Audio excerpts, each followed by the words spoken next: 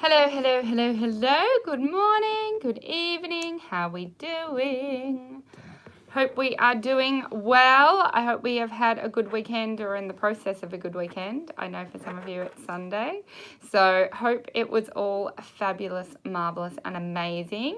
To start with, can we please play our normal game and tell me one thing you're grateful for or one thing, one great thing that has happened to you in the last 24 hours. That would be fabulous. Also, we have 10 days left of me going live every single day. So it's time to be serious about the competitions, doesn't it? So, anyone who hosts a watch party. So when you're watching me on Facebook, all you got to do is click on host a watch party on your timeline. Anyone who does that and sends a screenshot, we will give you a free ebook. Anyone who gets a free ebook goes into a draw to win a really cool prize. Can't tell you what it is. It's really cool. I'll tell you about it at the end of the month. But you got to be in it to win it. So do that as well. Anything else I've forgotten, Phil? No. Anyone that is interested in our Easter pack, so joining Xflix, which is 2,000 videos and getting $400 worth of bonuses, all my courses, goal setting, fear, everything, you can go to www.yourwritingsuccess.com/Easter at home and get that as well. All right, anything else I've forgotten? No, I've written watch party surprise end of month. I have announced the watch party surprise end of month. So that is that. Okay, we've got a super nice day. Got to catch the 2 last lives. Love it. Grateful for your family. Spent 2 glorious hours in the sun riding outside. That sounds beautiful. Okay. So I thought today we could work on transitions. How does that sound? Who thinks that they might need to learn a little bit about transitions? Oh, you're distracted from school with my live. I'm sorry. Oh, well. There's plenty of time for homeschooling, isn't there? God, so grateful that you got to see a trainer. That's good. After these 10 days, will you do lives occasionally? Yes, I've had fun. I just have to work out the schedule of how often and where and when and how. Any feedback you have, I would love to hear about it. Cool. Transition sounds perfect. Okay, so transitions. Can't get away from them. Can't get into a dressage test and go, I'm an expert dressage rider and I'm going to do the best dressage test ever as long as I don't have to do transitions. The transitions will be there. And first, you have to start to realize that transitions are not something to be scared of or something to worry about or something that's annoying. It's a test to see how well you've got the horse. If you have the horse completely through, if you have the horse completely connected, if you have the hind leg active, if you have your contact well, if you have your seat well, if you've plugged in your seat bones and your seat can influence the horse, transitions are a piece of cake. So it's not the transition that you're having trouble with. You're having trouble with your basics. You're having trouble with contact. You're having trouble with throughness. You're having trouble with activity. And when you fix all of that, you'll get the correct transition. Now, most people don't look at it like that. They go, just help me with the transition. So if I'm going to help someone with the transition, I'm never going to look at the transition and I'm always going to work on the stuff that we do before. Then I do really love working with let's say a trot canter transition because there's lots of things that can go wrong. Okay, so when you go walk trot transition, what can go wrong? Either the horse doesn't trot or the horse like puts its head up and kind of jumps into the trot. There's only a couple of things that can go wrong. For trot canter, not only do we have to get the horse from trot into canter, but we also need to get the horse on the correct lead, which can be a whole other thing. Oh, thank you. The DMA program really helped me with transitions. Good. So, yes, and it's that normal complication of not only do I have to get into canter, but I have to get the correct lead that can play with our minds and get a little bit more complicated than, let's say, a walk to trot transition. So we're going to focus a little bit more on the trot to canter transition today. And the thing that you first have to remember is for the horse to do a correct canter transition, it can't, or the correct lead, it can't have too much weight on the inside shoulder, okay? If the horse is falling in, it's never going to do the correct canter lead. And that might sound simple, but I hope for some of you, you've gone, what? never knew that. Hopefully. It's like I learnt in on Facebook that there's a little hole in your saucepan thank you, handle.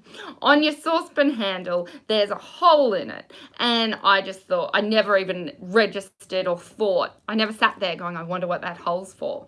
But when you realise what that hole's for, it's actually to put your spoon there. So you don't put it on next to the stove and make a big tomatoey mess. Who knew? So I'm sitting there going, life changed forever. So hopefully, where I've said your horse cannot canter on the correct lead if it's falling in and falling on that inside shoulder and heavy on that inside shoulder, hopefully for some of you've gone, I didn't know that. Because I know that was me. I was going around, my horse was falling in, doing that motorbike thing, and I'd be like, just canter on the correct lead. And I didn't understand why he wasn't cantering on the correct lead. No one ever told me. So hopefully that's the first thing. Then comes the trickier bit. Okay, that's great, but he is going around like a motorbike, and he is falling in, and he is doing that. How the hell do I stop him doing that? Yeah? That would be our second thing. Okay, I thought the hole was to measure spaghetti. Oh, Jolie, maybe it is. Maybe it's a hole for two purposes. I love it. I don't know how much spaghetti it would measure. I hope it's a big hole because I like spaghetti. Okay, sure did. Epiphany. I love it. Is that about the saucepan handle or about the canter? Now you say it, it makes sense. Good, good, good. All right, so, and how do you know it is? Well, you should be able to feel, it feels like you're on a motorbike. It feels like you're getting closer to the ground on that side. And it feels like, that the horse, like you're thinking you're going this way, but the horse is kind of falling in this way. It's really important. That's why I say, like, plan your circle. Plan where you think the circle's going. So if it falls in and you're suddenly doing an 18-meter circle when you plan to do a 20, that means your horse is falling in. That means there's too much weight on the inside shoulder. So how do we do it? It's really, really basic. I love it. I thought the hole was there so you could hang it from a hook. That makes perfect sense as well. I love this, guys. And don't you love, sure, we're talking about something stupid like a saucepan, but this is life. I thought the hole was for this. I never thought about what the hole was there for. I used the hole for this. And there's no right or wrong. And this is why having conversations like this with other riders about how you do certain things can open up your brain, because you're like, I never even thought of that. I never even thought that could happen. Oh my God, that's so amazing. Debbie never knew about the saucepan handle. I love it. Okay, so we've got the horse falling in. What we need to do is get the weight over there. How are we going to get the weight over there? What tools do we have? What aids do we have that could do that? So the tools and the aids are, we have an inside leg. And what we're going to do with that inside leg is push it onto the horse and ask the horse to move everything over to there. Now, we could ask the horse to leg yield. So we could actually say, I want your legs to go over there. And with a young horse, that's probably what I would do. With an older, more experienced horse, you can just put your leg on and say, move your weight. So I can move my legs and actually come out, or I can just curve. I can just go from loading up here to loading up here. Yeah? And that's what we do, like in a flying change. I don't have time to be leg yielding left and leg yielding right if I've got to do 4 time, 3 time, 2 time, or 1 time 10 piece. But I might go, oh, there's a bit of a block, move this. Oh, there's a bit of a block, move that. Or do whatever I need to do in the ribs and move the horse wherever the blockage is to make sure it's soft for the new hind leg to jump through, wherever we want to canter, if we want to canter left or canter right. So let me know if that makes sense. So that's our first thing with the transition. So the transition trot to canter, I always go, the first thing is the trot has to be good. If you're trotting like a jog, you know how sometimes I say, bring the trot down to a nothing trot, to a pathetic trot, to a trot you would never ever show anybody, and a trot you would never ever use for a test. But if you're learning sitting trot, that's the trot you want to know, you want to sit on. And then if you are feeling that it's an active trot, it's a forward trot, because especially on a horse can go into canter from a bigger trot more than a smaller trot more easily. So you want to really pump that trot, boom, boom, boom, boom, and have it booming. Then you want to make sure it's round, because obviously you want to do a round trot to canter transition. So you're going to ask for the horse to be really through, ask the horse to be really round, you know, play with the lower fingers, play with your hands over the bit, play that mouth away, close your legs, have that whole connection piece going on. And then you're going to, I like to sit trot even on a really young horse, so I can feel when the right moment is, and then I can use my inside seat bone as my scooping aid. So you know when you're on a swing and you scoop with your bum or your seat bones to get the swing to move, that's the feeling into an inside with your inside seat bone for a canter transition to the inside. So you're going to do that, and then you are going to so you've got the horse round, you've got the trot forward, you've going to have apply your seat aid, and then you're going to be ready to bail. So either two things are going to happen. Your horse is going to canter instantly, and it's going to be beautiful. Your horse is going to trot one step and put its head up. If he does, you're going to bail out of the canter transition, get the horse round and try again. Or the horse is going to just speed up and trot. If it does that, you're going to bring the horse back, try again. Does that clarify for you and really simplify what the steps are when you bail and when you don't, and what you should be thinking about throughout the whole thing? Just give me some feedback. And I saw someone on YouTube just said, oh, I can't feel if the horse is falling in.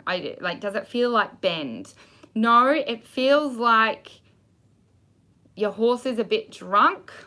You know when you're walking with someone drunk and they're like, or wherever they are, it's literally someone falling onto one shoulder or falling onto the next. And they literally, if you're going in a straight line, the straight line moves either left or the straight line moves to the right. It's such a good exercise. Like I do it on all the old experienced horses, all the Grand Prix horses. I'll ride a straight line and go, what do I feel? And I'll feel slightly this or slightly that. You might not see it in the mirror, but you will feel it. You'll feel a filling up on one side, but not the other. And you want to feel even. You want to feel that both sides are even. Okay. Can you explain soft and round? Yep. So soft to me is like if the horse has its head up, he's not soft, he's resisting the bit. You're going to feel weight in your hands because he's up there like that. And so we want the horse to be round, but we don't want the horse to be heavy. We want him to be round but soft, which means that he's giving with his back. He's got a soft back. He's letting you in. He's got his hind legs active, all that kind of stuff. I'm the worst at trot to canter transitions, Sari. No, you're the best at trot to canter transitions. You're the best at knowing what isn't a good trot to canter transition. So hooray you, go you. And if you're so good at knowing all the ways that it doesn't work and all the things that can go wrong, that means you're really close to starting to know what goes right and what works. Cool. Can you explain what the canter lead is and how to tell if you have the right one? Great question, Angela. Yes. So normally when in a normal dressage test, if we're cantering, we want the horse to canter with its, so what you're going to see when you look down is when you tell your horse to canter, you're going to look down at its shoulders. The same thing when you're learning, when you're looking if you're on the correct diagonal or not. So when you're on the correct diagonal, you want to see what? When you're up in the air, which shoulder do you want to see coming more forward? And I'm just going to wait for an answer on that one. So that same premise of when I look down and I see that one shoulder's going forward and then I see the other shoulder going forward, it's the same with the canter. You want to see that inside shoulder going more forward. Otherwise, if you see the outside shoulder going more forward, you have the wrong canter lead. So that's... And I shouldn't say the wrong, it's just the, what would you call it? So normally in a dressage test, it'll say between A and F, canter left, which means they want the left lead and they want the left shoulder going more forward. Then when you advance more in the dressage test, it says we want you to canter. So we want you to canter, we want you to have the left lead, but we want you to go right. I know, it gets confusing. So when you start writing elementary, medium, advanced, there becomes no right or wrong canter lead. There just becomes, do you want the left one or do you want the right one?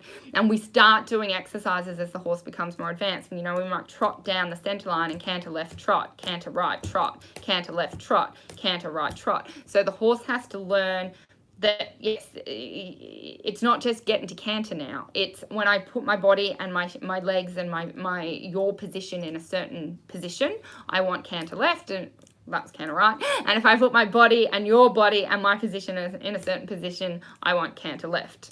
So does that make sense? And did we get an answer? Yes, rise and fall with the leg on the wall. Well, what if you're not on the wall, Melita? But yes, we want to rise when the outside shoulder is moving forward. So it's the opposite. Well, it's not the opposite, but because we don't want to rise in canter, but we want to see that inside shoulder. And be okay that you don't know. Be okay. Have that learning experience. I used to be like, I have no idea. My coach would be like, same with diagonals. Are you on the correct diagonal? Yep. Now just guess, 50% of the time I'd get it right. Same with the canter lead. Are you on the correct canter lead? Yes. Or I'd be like, oh, it feels good, so it probably is the correct canter lead. And if it felt really uncomfortable and unbalanced, I assumed it was the wrong one. I used to fake my way through it for years. But you're in big trouble when you then have to start to do counter and flying changes, and you don't know if your horse is changed cleanly and all those kinds of things. So be okay that you weren't born knowing it, and everyone else in the class might. Well, that's great. They're gifted. Good for them. You're going to have to learn it. And I would just sit there and I'd go, okay, I think it's correct. And my coach would just give me that visual feedback. No, it's not. Okay. So what I think that looks like isn't what I think that looks like. So, and this is how bad my feeling used to be. I used to go, all right, I feel or I think it looks like the canter is canter left. That's probably wrong because my feeling's normally pretty wrong. So I'm going to say it's the wrong canter lead, it's the counter lead, and I'd be correct. So I had to really firstly learn to not trust my feelings because my feelings were always wrong, which then led into this belief that I was the worst rider in the world and I couldn't feel anything and I never knew what was happening underneath me. And then after doing that for so many years, I then had to rechange that belief because I was a much better rider than what I used to be. And you can't progress to Grand Prix and you can't progress to where I want to get to, not trusting your feelings and not going with your gut and not feeling and just reacting to what you feel. So then I had to rewrite, I'm the best rider in the world, I can feel everything, I have the best feeling ever, blah, blah, blah, blah, blah. So very, very interesting journey. But I always do like to share, I didn't know my diagonals. I didn't know my canter. What did I? Oh, I learnt this amazing catchphrase yesterday and I absolutely love it. For every master was once a disaster. Yes! So, Isabel didn't always get her